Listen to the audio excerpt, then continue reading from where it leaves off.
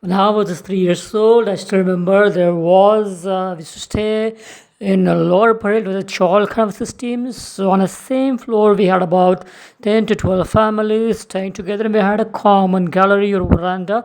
Then, so you know what happened? Beyond the staircase, beyond the side of staircase, there was a family by name Morvaker. Yeah, I still remember the surname Morvaker. Yeah, so there was an old lady. I don't know whether she was really old, was slightly or she was, I think it was in 50, was in her 50s or something.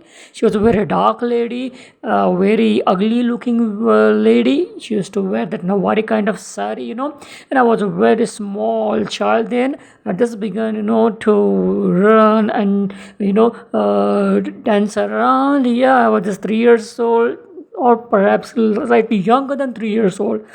Not quite sure. And quite unfortunately, I don't have parents now. Both my parents are have departed, so I really don't know. I can't ask anyone now how old I was actually then. But I think I was 3 years old from what I have heard from my mother's and from my mother's stories or from mother's narrations about what happened then.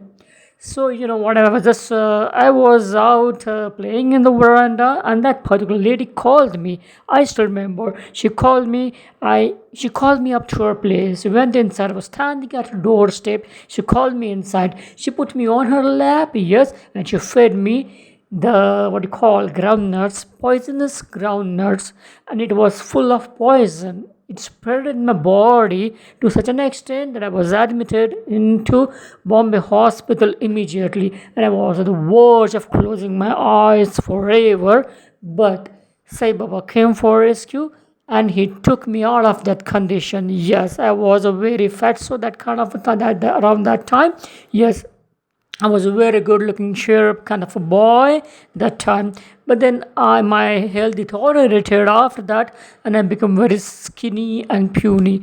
But never mind, because Sai Baba came for my rescue, and he really pulled me out of that particular situation of turbulence, that particular situation of misery.